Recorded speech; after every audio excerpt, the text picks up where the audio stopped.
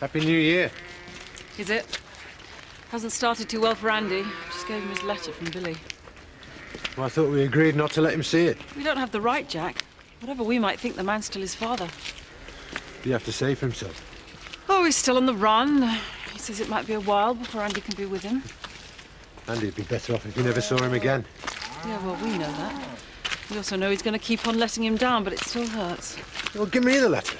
I'll write to Billy and tell him what I think of him. There's no return address. Oh, I'll send it to Her Majesty then.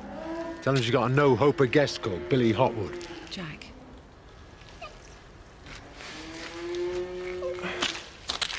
I'm sorry, son. He might be your no-hoper, but he's still my dad. Yeah, I know that. But he did leave you. He must have had a good reason. I'm sure he did. And when he can, he'll come back for me and get me. Well, if he does come back, he'll be in big trouble. You don't have to worry about that, though, Andy. We're going to look after you.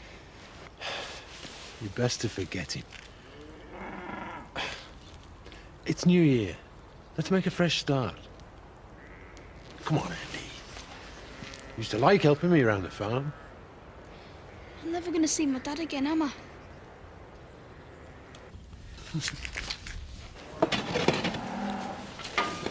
Jack, Yep. you don't like my dad, do you? Well, I don't like the way he treats you, that's all. Do you think he will ever come back for me? I don't know, Andy. I mean, he cares about you in his own way. It's just he's got this terrible habit of getting himself into bad scrapes. Well, I'm always getting into trouble too. That's not the same, Andy. I mean, he's old enough to know better. He's got to learn to face up to his responsibilities. You know, Carmel was very angry with him for leaving you in the caravan on your own. So is he going to get in trouble for that too? Well, so he should. You could have died. That doesn't mean that I want him to get locked away again. He hated it in prison. He told me. Well, maybe it's the only thing that'll make him see sense.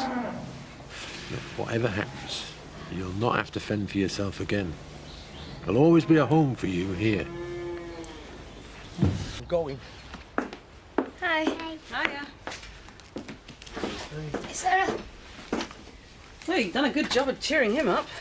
Yeah, well, we put some posters up in his room, make it feel a bit more like home. I think he's getting used to the idea his dad's not coming back. Now he's doing his own masterpiece to put up with the rest. Yeah, I guess so. How was Jan? Ned should have warned us what she was going to be like. Well, he said she was getting better. She didn't recognise me, Jack. She didn't remember who Roy was, and she thinks Dave's still a baby. Do you think she's ever going to get back to her old self again? I don't know.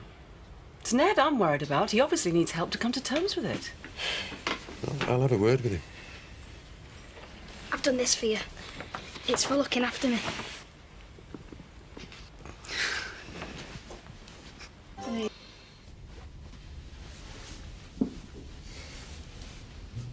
To the best mum and dad in the world. How do you think he's going to react when he finds it's all a sham? He doesn't have to find out if we're careful. He's got eyes in his head. He's going to notice we're in separate rooms now. Well, you can sleep on the floor in my bedroom if you think that will be better.